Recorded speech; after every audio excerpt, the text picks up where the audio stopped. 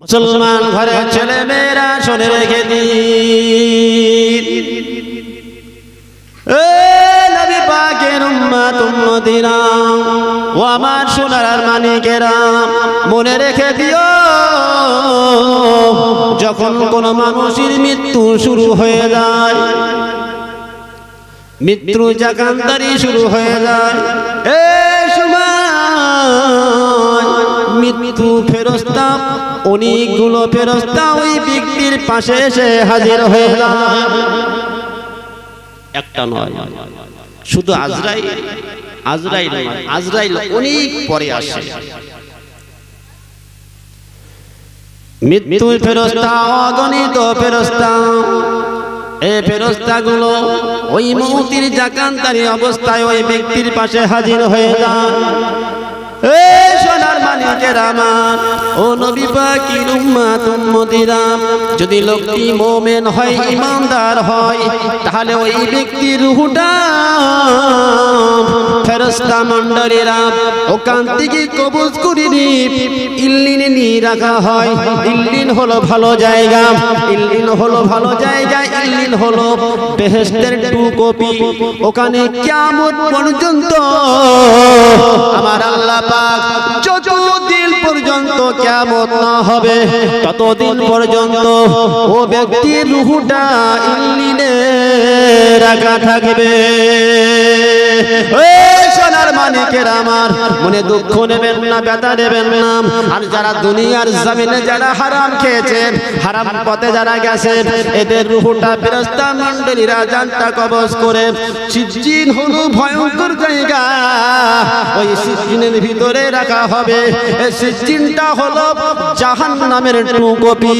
যতদিন পর্যন্ত আল্লাহ পাক কিয়ামত না শুরু করবে, হাসরের ময়দান যতদিন পর্যন্ত না হবে ততদিন পর্যন্ত ও ব্যক্তির রূহটা সিজ্জিনে আযাব খাটবে।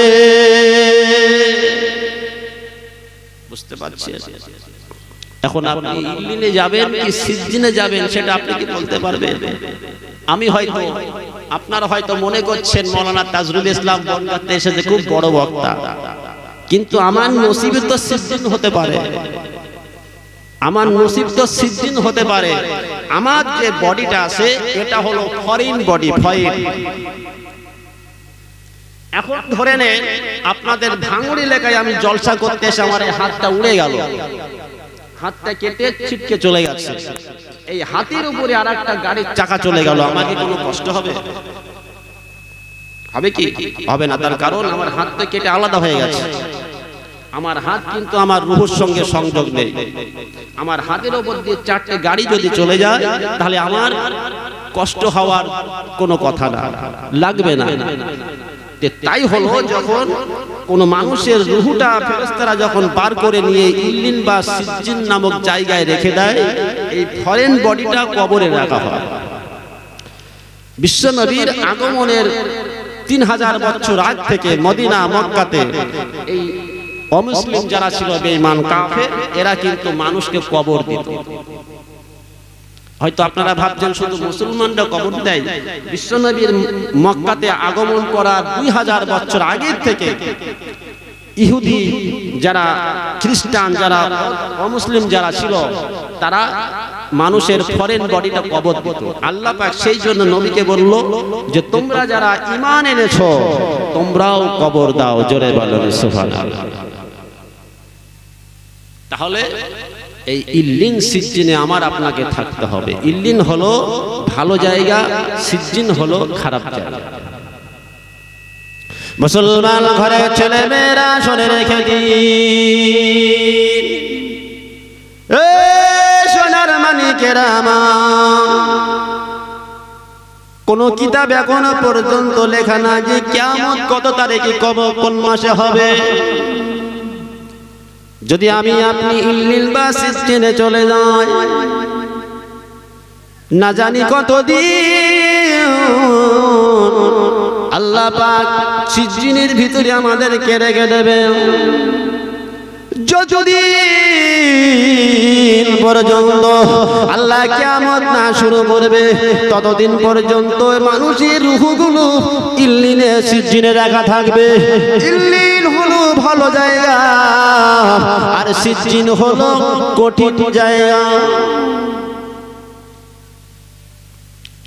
মুসলমান ভাইরা আমার, এখন কিয়ামতের 10টি আলামতের ভিতরে একটি আলামত আলোচনা করতে চাই। ও সোনার মানিকেরা আমার, কিয়ামতের 10 নম্বর আলামতের ভিতরে একটি বড় আলামত হলো পূর্ব দিক থেকে সূর্যটা উদয় হবে, কিন্তু পশ্চিম দিক থেকে সূর্যটা উদয় হবে কিন্তু পূর্ব দিকে ডুববে না। এই ওয়াজটা আপনারা অনেক শুনেছেন বা আমি আগেও শুনতাম, কিন্তু ওয়াজটা সম্পূর্ণ ভুল আছে। এই সোনার মানিকেরা আমার, কিয়ামতের 10 নম্বর আলামতের ভিতর হলো একটি আলামত।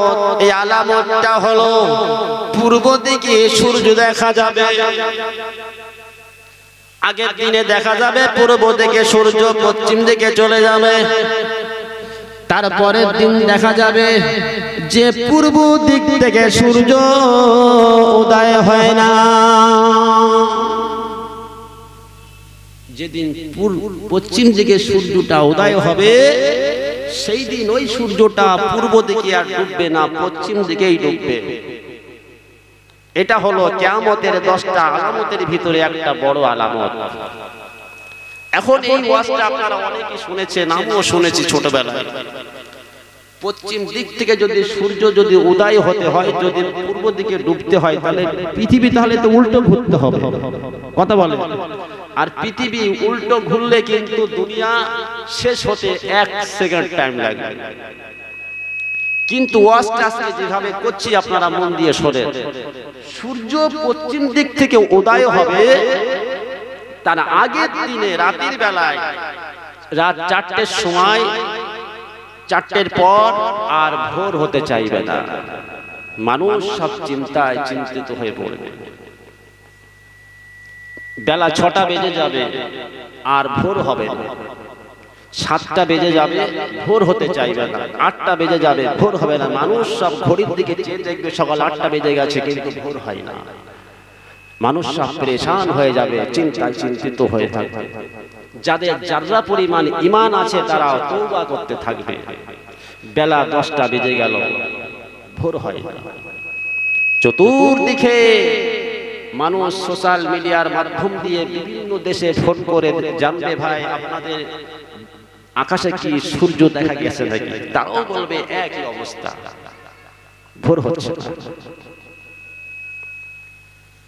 মুসলমান ঘরে ছেলে মেয়েরা শুনে রেখে দিন, সোনার মানিকেরা আমার, ও নবী পাকের উম্মত উম্মতিরা আমার, ওদিন রাতের বেলায় রাত ভোরের দিকে রাত 4টের সময় 6টা বেজে যাবে, কখনো ভোর হয় না। 8টা বেজে গেল, ভোর হতে চায় না। 10টা বেজে গেল, ভোর হতে চায় না। প্রতিটি মানুষ ঘড়ির দিকে চেয়ে চেয়ে দেখবে সকাল 10টা বেজে গেল, ভোর হয় না। 12টা বেজে গেল, ভোর হতে চায় না। 2টো বেজে গেছে, ভোর হতে চায় না। ছোট ছোট বাচ্চা যারা স্কুলের টাইম হয়ে যাবে, এরা চটপট চটপট চটপট চটপট করতে থাকবে। যে সমস্ত মানুষ অফিস আদালতে যারা অফিস আদালত করেন, এরা অফিসে যাওয়ার জন্য ব্যস্ত হয়ে পড়বে। কোথায় কোনো জায়গায় সূর্য দেখা যায় না, ভোর হয় না। মানুষগুলো সব আতঙ্কে আত্মহারা হয়ে যাবে, ভয়ে থরথর করে কাঁপতে থাকবে। বন্ধুরা আমার, এই মানুষগুলো টেলিফোনের মাধ্যম দিয়ে বিভিন্ন দেশে ফোন করতে থাকবে, আমেরিকাতে ফোন করতে থাকবে, আপনার দেশের আকাশে সূর্য দেখা গেছে কিনা। ওখান থেকে সংবাদ আসবে, না এখানেও ভোর হয় না। জাপানে ফোন চলে যাবে, আপনাদের দেশের আকাশে সূর্য দেখা গেছে কিনা। ওখান থেকে লোকগুলো বলতে থাকবে, আমাদের আকাশ ভোর হয় না, বেলা 2টো বেজে গেছে কিন্তু ভোর হয় না। এই অবস্থা যখন চলবে, যাদের যতটা পরিমাণ ঈমান আছে তারা তওবা করার জন্য ব্যস্ত হয়ে পড়বে। কিন্তু এইটা হলো সেই দিন, তওবার শেষ প্ল্যাটফর্ম এইটা। এই দিন হলো তওবার শেষ প্ল্যাটফর্ম। এই দিন এখান থেকে আর তওবা কোনো কবুল হবে না। বিকাল 4টে হয়ে যাবে, আসরের ওয়াক্ত চলে আসবে, তখন আস্তে আস্তে করে ভোর হতে শুরু করবে। পশ্চিম আকাশে সূর্যটা দেখা যাবে, তবে সূর্যটা থাকবে মাত্র 2 ঘন্টা। এই 2 ঘন্টা সূর্য দেখা যাবে, আবার সেই সূর্যটা পশ্চিম দিকেই আবার গড়িয়ে যাবে। আমরা ছোটবেলায় শুনেছি পশ্চিম দিক থেকে সূর্য উঠবে, কিয়ামতের আলামত পূর্ব দিকে ডুববে। সম্পূর্ণ বারোয়াট গল্প ওয়াজ, মিথ্যা ওয়াজ। আমি যেটা কোরআন থেকে আপনাদের আজকে বলছি, বিকাল 4টের সময় পশ্চিম দিকে সূর্যটা দেখা যাবে। ওই সূর্যটা 2 ঘন্টা থাকবে, আবার ঠিক পশ্চিম দিকেই চলে যাবে। পরের দিন সকাল থেকে স্বাভাবিক নিয়মে আবার দুনিয়া চলতে থাকবে, কোনো অসুবিধা হবে না। তবে ওই দিনের পরের দিন থেকে দুনিয়ায় যত মানুষ বসবাস করবে, প্রত্যেকটা মানুষ আল্লাহর খাতায় কাফের। কাফের তার কারণ ওই যে পশ্চিম দিকে সূর্য দেখা গেছে, ওটা হলো তওবাকারীদের শেষ স্টেশন, শেষ প্ল্যাটফর্ম। ওই দিনে তওবা, এরপরে আর কোনো তওবা কবুল হবে না। তবে তার পরের দিন সকাল বেলা থেকে দুনিয়া স্বাভাবিক নিয়মে চলবে, 100 বছর চলবে। কোরআন থেকে আপনাদের কাছে খুব সহজ ভাষায় আমি কোরআন থেকে কথাগুলো টেনে টেনে বার করে আপনাদের কাছে আলোচনা করছি। ওই দিনের পর থেকে 100 বছর দুনিয়া স্বাভাবিক নিয়মে চলবে। ওই সময় যারা দুনিয়াদারি, যারা দুনিয়ায় ব্যস্ত থাকবে, ঘর সংসার করবে, মুসলিম বলেন, হিন্দু বলেন, মোমেন বলেন, যাই বলেন না কোনো, প্রত্যেকটা মানুষ আল্লাহর ফেরেশতাদের খাতায় কাফের। তার কারণ তওবার ডেট তো চলে গেছে, বুঝতে পারছেন? তওবার ডেট চলে গেছে। ওই যে পশ্চিম দিকে সূর্য উঠলো, তওবার ডেট হয়ে গেছে। মুসলমান ঘরের ছেলে মেয়েরা শুনে রেখে দিন, ও দিনের পর আল্লাহ পাক তার পরের দিন সকাল বেলা থেকে স্বাভাবিক নিয়মে দুনিয়াটা চলতে থাকবে। 100 বছর পর, 100 বছর পর হযরত ইসরাফিল আলাইহিস সালাতুস সালাম আল্লাহর অর্ডারে ফুৎকার শুরু করে দেবে। আল কারিয়া, বিকট আওয়াজ। আল কারিয়া, তুমাল কারিয়া, ওমা আদরাকা মাল কারিয়া। আল কারিয়া, বিকট আওয়াজ। এই সোনার মানিকেরা আমার, ভুল বুঝবেন না, মনে ব্যথা নেবেন না, দুঃখ নেবেন না। হযরত ইসরাফিল আলাইহিস সালাতুস সালাম ওই 100 বছর পর সিংহায় ফুৎকার শুরু করে দেবে। ও ফুৎকারের আওয়াজ আল্লাহ পাক ও 40 বছর জারি থাকবে। হযরত ইসরাফিল আলাইহিস সালাতুস সালাম যখন সিংহায় ফুৎকার শুরু করে দেবে, যখন বাঁশিটা বাজাতে শুরু করবে, এই বাঁশির এত আওয়াজ, এই আওয়াজটা 40 বছর ধরে জারি থাকবে। মনে হবে যেন ঘরের ভিতর থেকে আওয়াজগুলো বার হয়, মানুষগুলো সব সেদিন ছুটতে লাগবে। অনেক মানুষ ছুটাছুটি করতে থাকবে, মানুষগুলো মাটির নিচে গর্ত খুঁড়ে বাংকার করে ঢুকতে থাকবে। দুনিয়ায় যত মানুষ বিল্ডিং বালাখানাগুলো আছে, এই বালাখানাগুলো সেদিন ঝড়ের গতিতে তছনছ হয়ে যাবে। আল্লাহর নবী মিরাজে গিয়েছিলেন, গিয়ে হযরত ইসরাফিল আলাইহিস সালামকে বিশ্বনবী সালাম দিচ্ছেন। প্রথম সালাম দিল, সালামের আওয়াজ, সালামের জবাব ইসরাফিল দিলেন না। নবী চিন্তা করলো ইসরাফিল ফেরেশতা এত লম্বা, হয়তো শুনতে পারেনি। আবার সালাম দিলেন ইসরাফিলকে, ইসরাফিল কোনো জবাব দিলেন না। নবী চিন্তা করলো যে বিশাল বড় ফেরেশতা, নবী এরকম থেকে দেখছে। জিবরাইল বলছেন, ইয়া রাসূলুল্লাহ আপনি কি করছেন দাঁড়িয়ে? আল্লাহ নেই বলছেন, ভাই জিবরাইল আল্লাহর সঙ্গে সাক্ষাৎ করতে যাচ্ছি মিরাজে, তো এই যে ফেরেশতাকে একটু দেখছি। আল্লাহ নবী আবার এইভাবে ঘাড় উঁচু করে দেখছে, ইসরাফিল আলাইহিস সালাম বিশাল বড় লম্বা। চিন্তা করছেন হয়তো আমার আওয়াজ সালামের জবাব হয়তো শুনতে পারে। তো ইসরাফিল আলাইহিস সালাম বলছেন, ইয়া রাসূলুল্লাহ বিয়াদবি মাফ করেন, আপনি দুনিয়ায় যেদিন এসেছেন সেই দিন আল্লাহ পাক আমাকে এই বাঁশিটা মুখে ধরিয়ে দিয়েছে। আল্লাহ বলেছে আমার শেষ নবী দুনিয়ায় চলে গেল, কিয়ামত অতি নিকটে। তো আমি সেই দিন থেকে মুখে বাঁশিটা সিঙ্গাটা নিয়ে বসে আছি, এখনো নামাইনি। আপনি দুবার যে সালামে দিয়েছিলেন, আমি আল্লাহর কাছে অনুমতি চাইলাম, তাই এবার আমাকে অনুমতি দিল, তাই সালামের জবাব দিলাম। জোরে বলেন সুবহানাল্লাহ। এবার বুঝতে পারছেন মুসলমান ঘরের ছেলে মেয়েরা, শুনে রেখে দিন, সোনার মানে কেরামা ইসরাফিল আলাইহিস সালামের সিংহায় ফুঁক, এত আওয়াজ হবে, এত আওয়াজ। দাও খোদা দাও আমার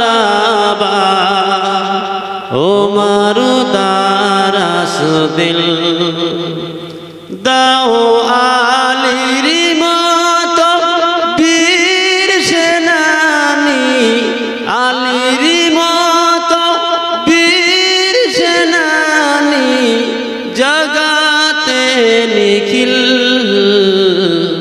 দাও খোদা দাও আমার ওমর দারাস দিল, দাও খোদা দাও আমার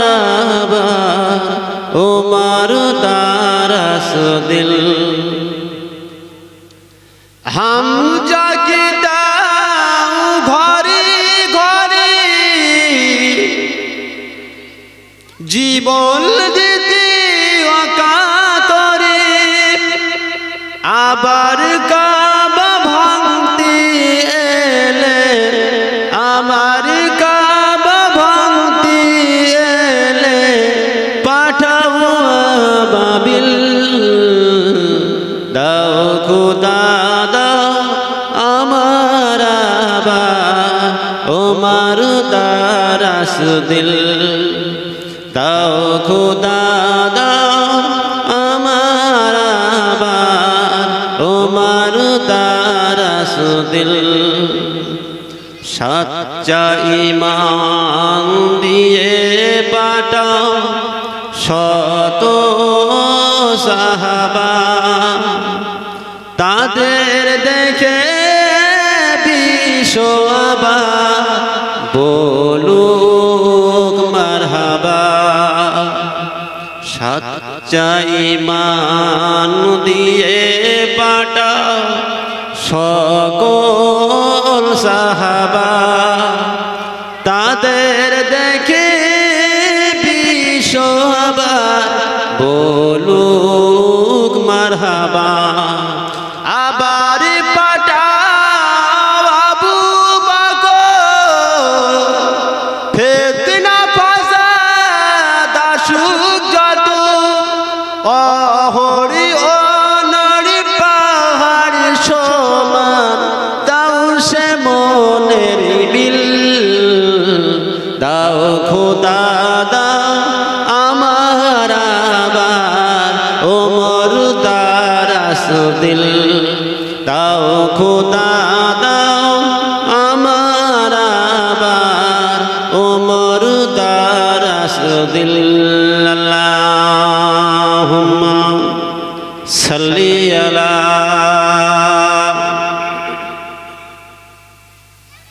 ওয়ালা আলে। প্যারে হাজরিন মজলিস, উপস্থিত আমার ভাইরা, মুরব্বী আব্বা জান, আজকের এই মাহফিল যারা আজকে এসেছেন বসেছেন, পর্দার আড়ালে মা ও বোনেরা, আমরা যারা এসেছি সকলেই সে মহান রব্বুল আলামিনের কোরআন আমাদের নবী হযরত মুহাম্মদ রাসূলুল্লাহ সাল্লাল্লাহু আলাইহি ওয়াসাল্লাম হুজুরের সুন্নাহ এবং হাদিস থেকে কিছু কথা শোনার জন্য এসেছি। কথা বলেন ঠিক ঠিক। নবীর মুখের কথাগুলো সুন্নাহ এবং হাদিস, সেই মহান রব্বুল আলামিনের কোরআন, এইগুলো শোনার জন্য আমরা যারা এসেছি, আমরা আগামীতে আমাদের যে দিন, পরকালের দিন, সেই পরকালের দিন যেন সহজ হয় এবং মহান রব্বুল আলামিন আমাদের জাহান্নামের কঠোর আযাব থেকে, কঠিন আযাব থেকে যেন নাজাত দিন। আল্লাহ পাক যেন জান্নাত নসিব করে। একটু জোরে বলেন সুবহানাল্লাহ। জলসা মাহফিল প্রত্যেক দিনে প্রতি পাড়ায় প্রতি জায়গায় জলসা মাহফিল হচ্ছে। আমরা যারা শ্রোতা আছি প্রতিদিন আমরা জলসা মাহফিল শুনি, পাড়ায় এলাকায় জলসা মাহফিল হয় এবং মোবাইলের মাধ্যম দিয়ে আমরা বিভিন্ন বক্তাদের ওয়াজ শুনে থাকি। এখন আমি আজকে নতুন কিছু আলোচনা আপনাদের কাছে রাখতে চাই, যেগুলো আমার এবং আপনাকে পরকালেতে সেগুলো আমাদের কাজে আসে। তার কারণ আপনি নামাজ পড়ছেন, ইবাদত করছেন, কিসের আশায়? কথা বলতে হবে, কিসের আশায়? আল্লাহ পাক যেন জাহান্নামের আগুন থেকে বাঁচিয়ে আল্লাহ যেন জান্নাত নসিব করে। এখন আমরা সেই পরকালের সেই পথ, আল্লাহ পাক আমাদের যে পথ দিয়ে আমাদেরকে জান্নাতে নিয়ে যাবে, পরকাল আমাদেরকে বিশ্বাস রাখতে হবে। আল্লাহর কোরআনে যে সমস্ত ঘটনাগুলো আছে সেই ঘটনা সম্পর্কে আমার আপনাকে বিশ্বাস রাখতে হবে। আগে আপনাকে ঈমান আনতে হবে। ঈমান যদি আপনার মনের ভিতরে না তৈরি হয় তাহলে কোনো ধরনের ইবাদত আল্লাহর দরবারে কবুল হয় না। আপনাকে আগে ঈমান আনতে হবে।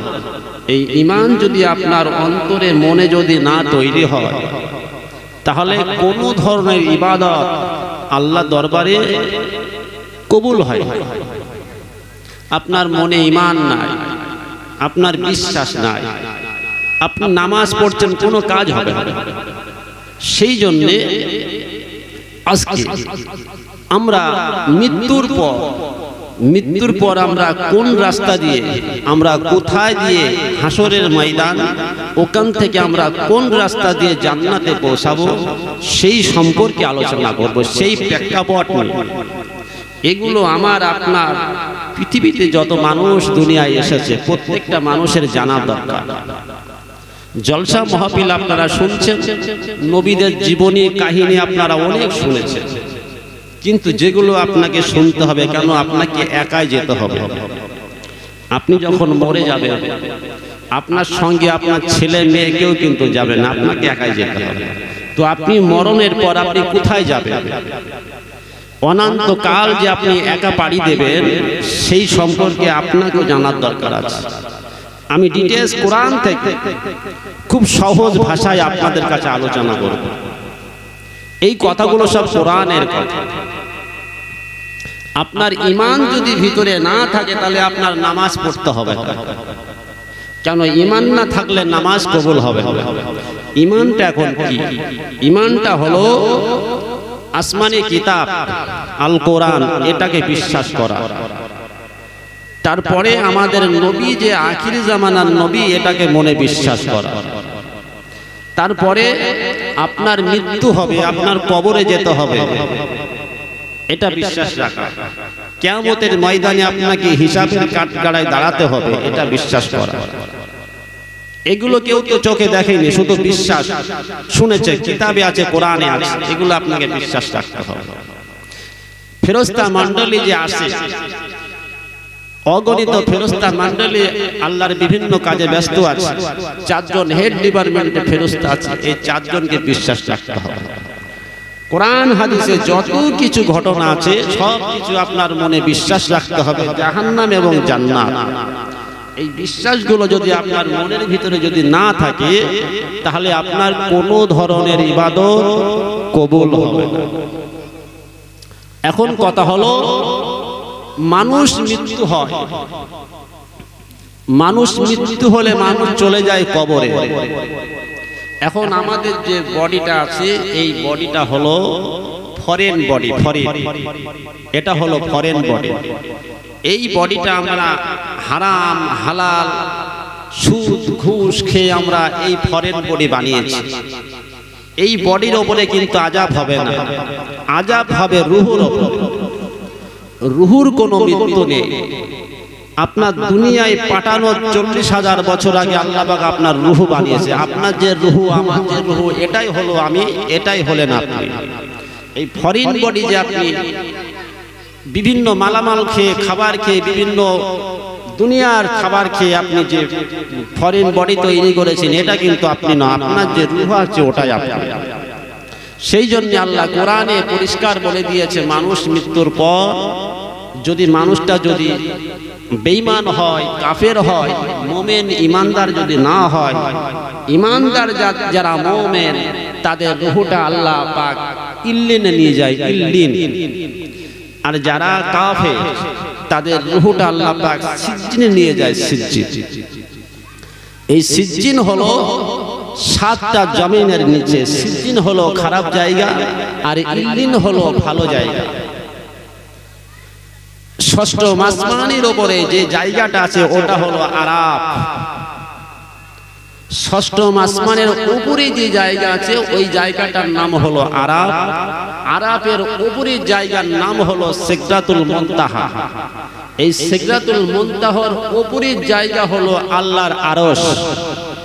আরশের পাশে আছে আল্লাহর কুরসি, মানে আল্লাহর অফিস। এবার আপনারা বুঝতে পারছেন ফেরেশতা মণ্ডলীরা কোথায় থাকে, ফেরেশতা মণ্ডলীদের বাসস্থানটা কোথায়, এটা তো জানার দরকার। দুনিয়ায় যত মানুষ এসেছে, নবী আদম থেকে শুরু করে কিয়ামত পর্যন্ত আসবে, এই মানুষের 7 গুণ ফেরেশতা আল্লাহ পাক বানিয়ে রেখেছে। তাহলে এই ফেরেশতাদের বাসস্থান কোথায়? এটা হলো 6ম আসমানের উপরে আরাফ বলে একটা জায়গা আছে, বিশাল এরিয়া নিয়ে।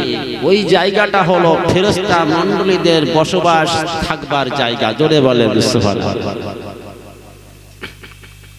এখন মানুষ মৃত্যু হয়ে যাবে, মানুষের মৃত্যু হয়ে যাবে, মানুষ কবরে চলে যাবে। এখন আপনি যদি ভালো কাজ দুনিয়ার থেকে করেন তাহলে আপনার রূহটা ফেরেশতারা ইল্লিন বা সিজ্জিনে নিয়ে যাবে। ফেরেশতা যখন কোনো মানুষের মৃত্যু শুরু হয় সে সময় মৃত্যুর ফেরেশতা অনেকগুলো একসঙ্গে আসে। যারা কাফের, যারা বেঈমান, তাদেরকে প্রতিটা পশমের ভিতরে ফেরেশতারা ঢুকে ঢুকে আপনার রূহটা বার করে মুখের কাছে এনে আবার ছেড়ে দেয়। এভাবে আযাব দিতে থাকে।